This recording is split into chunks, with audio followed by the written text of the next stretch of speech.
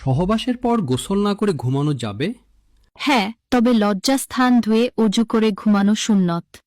দ্বিতীয়বার মিলনের আগে কি করা উত্তম? অজু করে নেওয়া উত্তম। ফরজ গোসলে মহিলাদের সব চুল ভেজানো কি জরুরি? হ্যাঁ, কিন্তু চুলের প্রত্যেকটি গোড়ায় পানি পৌঁছাতে হবে। সহবাসের শুরুর দোয়াটি কি? বিসমিল্লাহ আল্লাহুম্মা জান্নি বানাস শয়তান ওয়া জান্নিবি শায়তানা মা রাজাকতানা। আল্লাহ কখন বান্দার দিকে রহমত নিয়ে তাকান? যখন বান্দা এক রাতে বলে, হে আল্লাহ, আমি খুব দুর্বল। আল্লাহ কার দোয়া দিনের শুরুতেই কবুল করেন? যে ঘুম থেকে উঠে প্রথমে আলহামদুলিল্লাহ বলে। কষ্টে হাসলে কি হয়?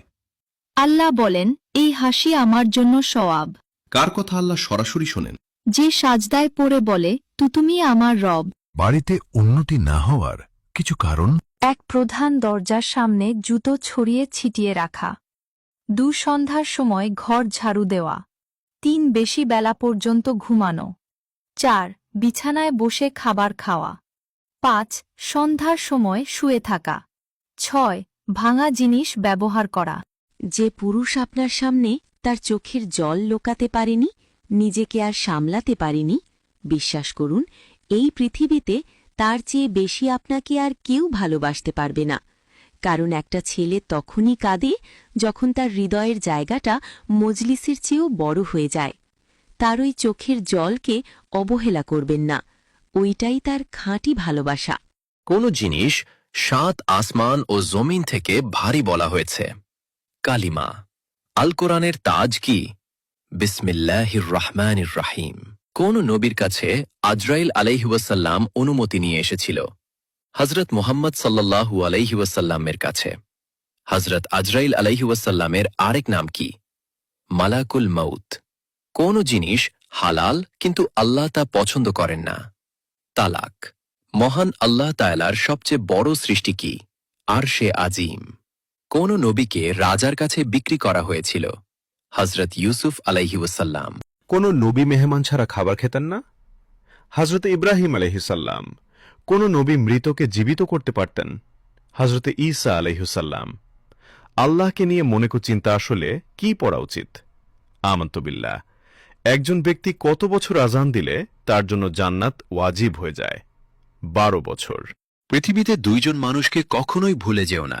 নাম্বার 1, তোমার বাবা, যিনি তোমাকে সফল মানুষ বানানোর জন্য নিজের সব স্বপ্ন, আরাম আর সুখ কুরবানি দিয়েছেন। নবীজি সাল্লাল্লাহু আলাইহি ওয়াসাল্লাম বলেছেন, বাবার সন্তুষ্টির মধ্যেই আল্লাহর সন্তুষ্টি রয়েছে। আর নাম্বার 2, তোমার মা, যার পায়ের নিচে আল্লাহ জান্নাত রেখেছেন, যিনি তোমার কষ্টকে নিজের কষ্ট মনে করেছেন আর প্রতিটা মুহূর্তে তোমার জন্য দোয়া করেছেন।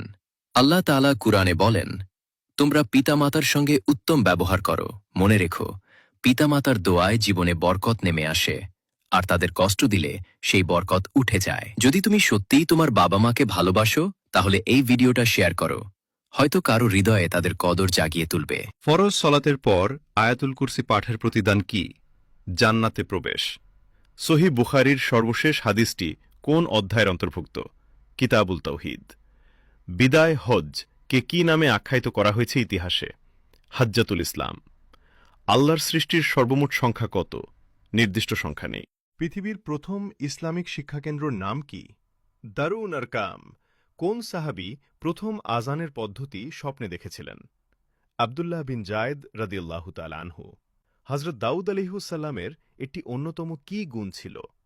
একদিন পরপর রোজা রাখতেন। জাব্বুর কিতাবটি কোন নবীর উপর অবতীর্ণ হয়েছিল? হযরত দাউদ আলাইহিসসালামের উপর।